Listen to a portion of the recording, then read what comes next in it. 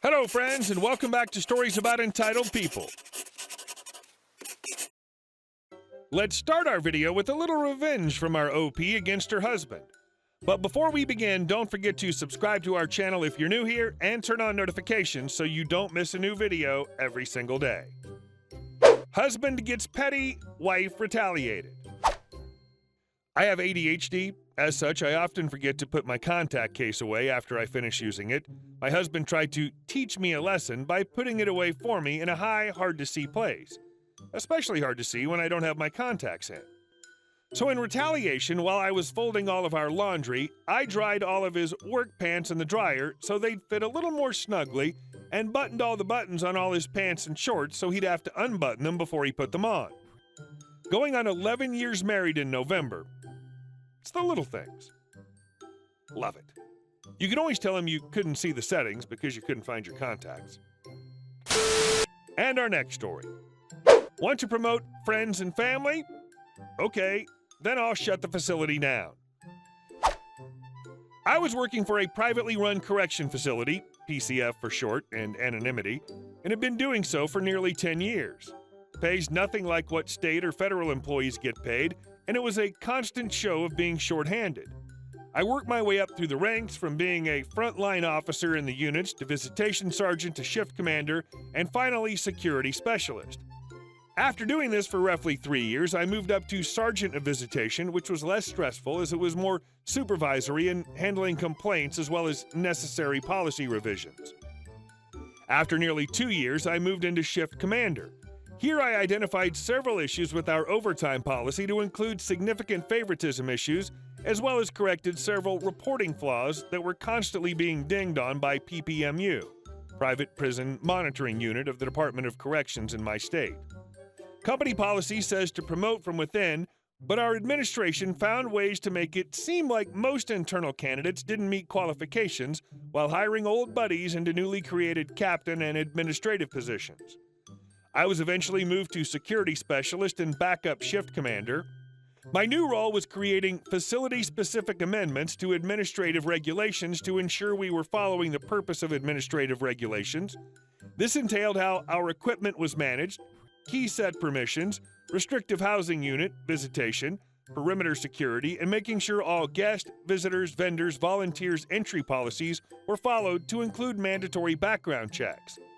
I also ended up taking over several other Excel spreadsheets that were required to show each department in the facility was accordingly staffed the required hours per our state contract agreement.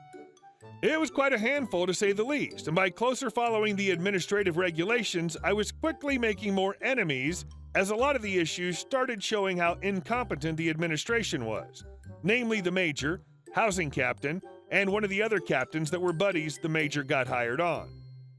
As security specialist, I reported directly to the major, deputy warden, and warden, as well as by extension PPMU. We had regular meetings to discuss issues and how to remedy them. Then it was my job to author the adjustments so the major could review and sign them along with our warden before they went into effect. By this time, I was the sole manager of no less than 5 major Excel spreadsheets in the facility used in various departments, all of which I trained each in those departments to include major and captains, as it was to eventually become their responsibility to manage them. This included giving them encrypted passwords if those spreadsheets ever broke, corrupted, as Excel is known to do on occasion. However, this didn't happen, and I was constantly the go-to in order to get them fixed. After a couple of years of this, in comes the private corps to renegotiate the contract, and suddenly my position responsibilities get reorganized into their respective captain or major responsibilities. At this time, a new captain position comes open, and I put in for it along with several others with similar experience to me, and one that has absolutely bare minimum experience, but is close friends with the major and another administration sitting on the hiring board. Needless to say, they got the position, and I get bumped to their old position as housing lieutenant. I asked my major why I can't be moved back to shift commander where I can at least still work on the policies and sheets I've made up to this point, to which my major says to me, "You aren't a captain, and we need a captain there, not you. Just be happy you didn't get demoted and stop trying to be a captain." I smile and reply, "Okay, but you do know if you move me to housing, I no longer have responsibility over all the work I currently do, as that's all security-related responsibilities, and housing has different responsibilities, right? Well, that's how it works here, the major replied. You just didn't get the captain position. I'm sure we chose the best person, and there'll be no issues. Just do what your new position is because you aren't a captain. You're a housing lieutenant, and you'll only do what's part of that position's assignment. At this point, he gives me the biggest crap-eating grin as he's waited 3 years to put me in my place for making his job harder by actually having to do his job. Okay, I say, and leave the room without saying anything further. Cue the revenge. Now, I had submitted complaints of harassment and policy violations with updates as further incidents took place, causing the complaint to stay perpetually open, and this was added to the complaint with documentation. This was only another notch to the long-going issue, one that various others I worked with had also joined in on, as they had equally been railroaded, harassed, discriminated against, to include lost wages, and saw the nepotism taking place. It's important to know that the policy on nepotism for this company included language stating that family and close friends could not have unfair advantages in promotion or job placement over qualified or current employees. Now, it isn't immediate, this change, but after a couple of months, I'm now working as a housing lieutenant and taking care of my new responsibilities. I've shed all responsibilities of prior spreadsheets, policy adjustments, and anything that doesn't have to do with my immediate department. It's about this time when things start to go noticeably wrong. It doesn't take long for it to all go to crap.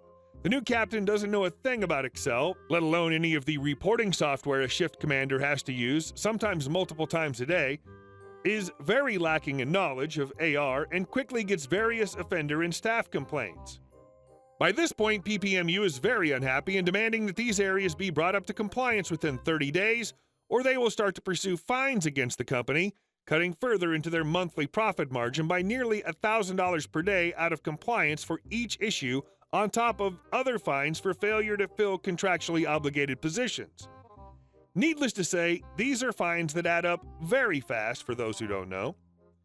At this point, my housing captain calls me into his office with another of the admins to give me the assignment of fixing these troubled areas.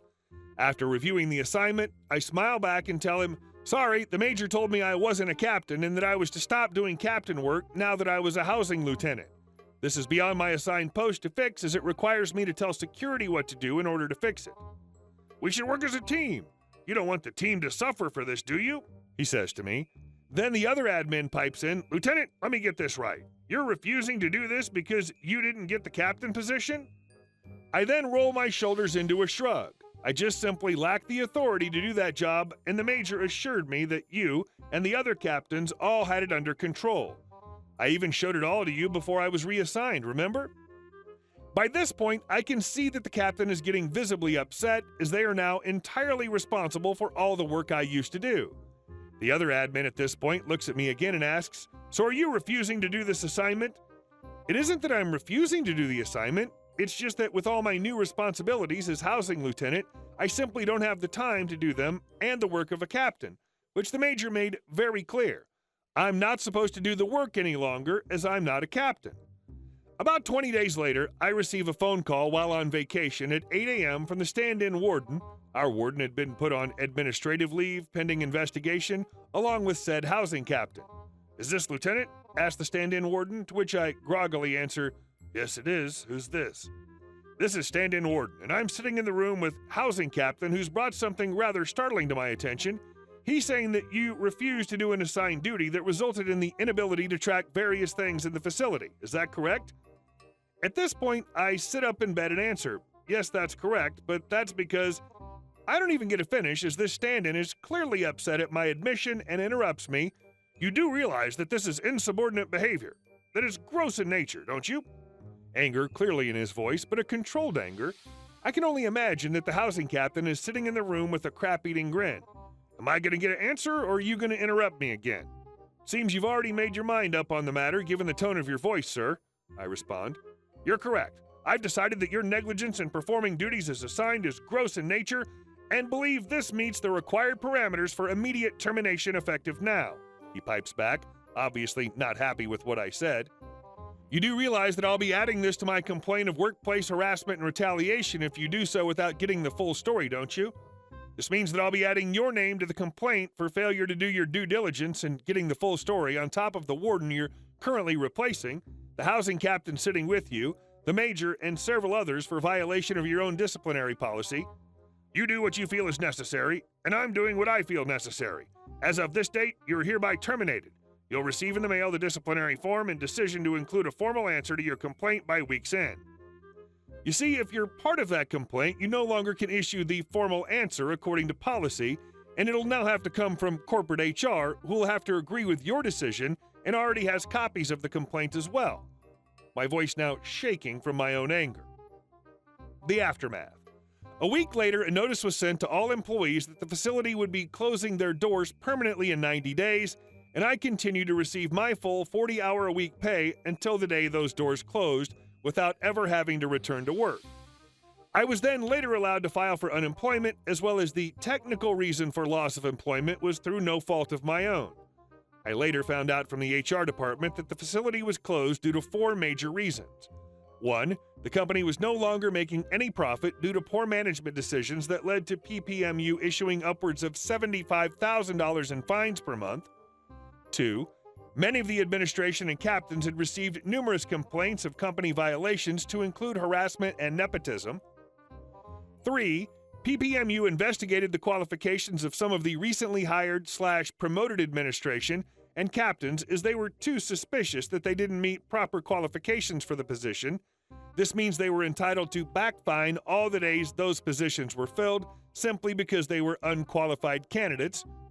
4, the investigation found all complaints to be valid and would require termination of nearly all of the current administration, 2 captains, and 1 HR for failure to correct the issues, meaning it was easier to just cut their losses rather than try to fix it. While the state had to quickly move and relocate nearly 1,000 offenders, 250 people lost their jobs, of which 15 of them ended up fired due to policy violations resulting from the investigation of nepotism and workplace harassment. My start of complaints led to others filing complaints for similar reasons in the nearly 2 years leading up to this, adding to documentation of the issue that resulted in the closure of the facility. Even knowing the impact this had, if I were to live through it again, I would still have done the same thing. Hey guys, thank you all for watching the video. I'll see you in the next one.